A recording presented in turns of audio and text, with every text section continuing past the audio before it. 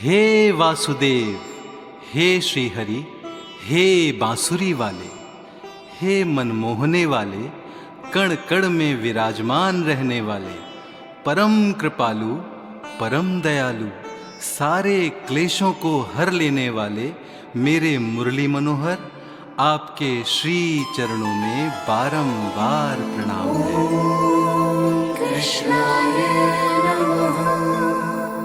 Moving on, Rajiv Thakur, 9661622009.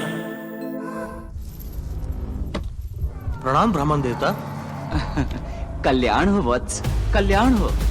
हे ब्राह्मण देवता, आप और रणभूमि पर? मैं पांडवों का पुरोहित हूँ, किंतु आप बर्बरीक है ना? हाँ। तुम एक महान योद्धा हो जो इस युद्ध में भाग लेना चाहते हो, है ना? इस युद्ध में अवश्य भाग लूंगा ब्राह्मण देवता। कौरवों और पांडवों में से जिसकी भी पराजय होगी उसी पक्ष से मैं युद्ध करूंगा। तुम अकेले हो और इस महायुद्ध को पल भर में समाप्त करने की महत्वाकांक्षा भी रखते हो। तुम्हारे पास कोई सेना भी नहीं है और मैं देख रहा हूँ तुम्हारे तुणीर में केवल 3 ही बाण हैं। इस महायुद्ध को समाप्त करने के लिए मुझे एक ही बाण की आवश्यकता है। केवल एक ही बाण से तुम इस महायुद्ध को समाप्त कर दोगे? ठीक है, मैं अपनी विद्या का प्रदर्शन आपके सामने करता हूँ, फिर आपका संदेह विश्वास में बदल जाएगा। दिखाओ, दिखाओ ना, जल्दी दिखाओ। अवश्य। ये पेड़ देख रहे हैं आप? हाँ, देख रहा हूँ। कितने पत्ते हैं इस पेड़ पर? अनगिनत। अनगिनत। जैसे कुरुक्षेत्र में इकट्ठा होने वाले वीरों और महावीरों को गिना नहीं जा सकता, उसी तरह ना मैं अपने एक ही बाण के प्रहार से इस पेड़ के सारे पत्तों को निशाना बनाता हूँ। एक ही बाण से?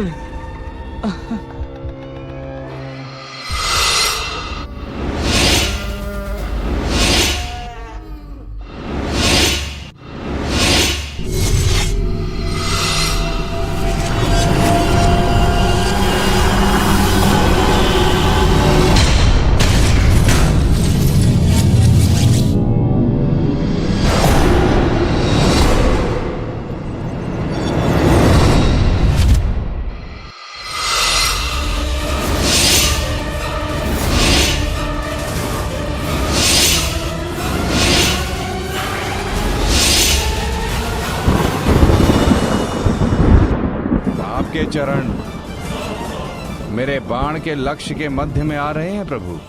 आप अपने चरण हटाइए प्रभु, अन्यथा ये आपके चरण को भेद देगा।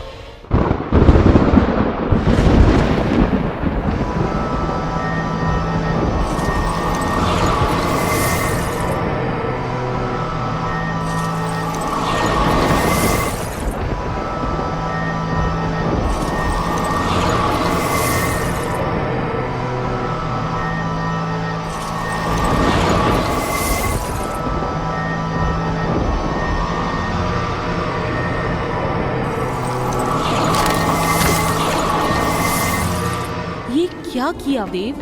मेरा वरदान था कि ये बाण कभी लक्ष्य चूकेंगे नहीं। आपके वरदान का मान अवश्य रखूंगा।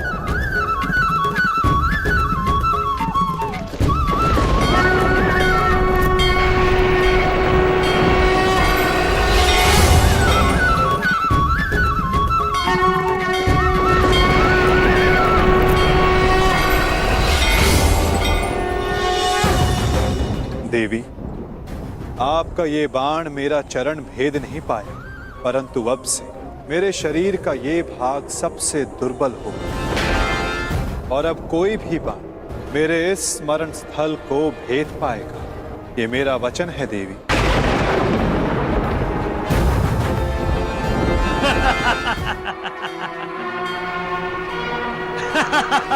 हे ब्राह्मण देवता, अब तो आपको विश्वास हो गया होगा कि एक ही पल में एक ही बाण से जिस प्रकार मैंने पेड़ के विभिन्न पत्तों को अपना निशाना बनाया है, उसी तरह युद्ध में मैं एक ही बाण से विद्रोही सेना के सारे योद्धाओं और सेनापतियों को मारकर ढेर कर सकता हूँ और पलक झपकते ही युद्ध समाप्त कर सकता हूँ। अब मुझे विश्वास हो गया, पूर्ण विश्वास हो गया है कि तुम एक ही पल में इस युद्ध को समाप्त कर सकते हो। तुम्हारी ये महाविनाशक विद्या ही मेरी चिंता का कारण है। चिंता का कारण? यदि मैं किसी निर्बल का साथ दूं, तो इसमें चिंता कैसी? प्रश्न निर्बल और बलवान का नहीं, प्रश्न है कि कौन सा पक्ष धर्म पर है और कौन सा अधर्म पर। मैं तो केवल इतना जानता हूँ कि मुझे निर्बल का साथ देना चाहिए, क्योंकि मेरी दादी हिडिंबा ने बचपन से मुझे यही शिक्षा दी है। चाहे वो अत्याचारी हो, हाँ चाहे वो अन्यायी हो, हाँ और चाहे वो अधर्मी हो, हाँ।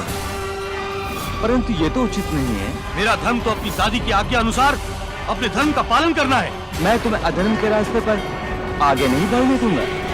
तो बर्बरिक का रास्ता रोक रहे हो? जान प्यारी नहीं है क्या?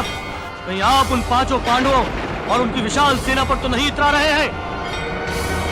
मैं 5 पांडवों को अपने तीर से मारकर लाखों योद्धाओं के प्राण बचाने जा रहा हूँ। तुम मुझे क्रोध दिला रहे हो।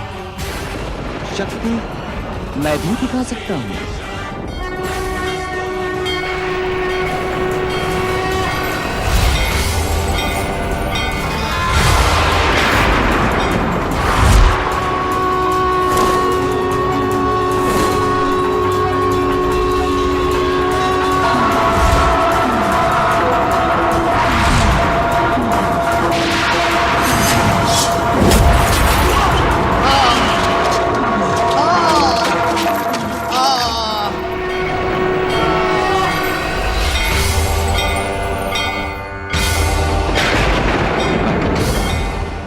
तुमने निर्बल परंतु अधर्मियों का साथ देने की प्रतिज्ञा पूरी करने के अपने पागलपन से मुझे विवश कर दिया कि मैं अपने हाथों तुम्हारा वध कर दूं।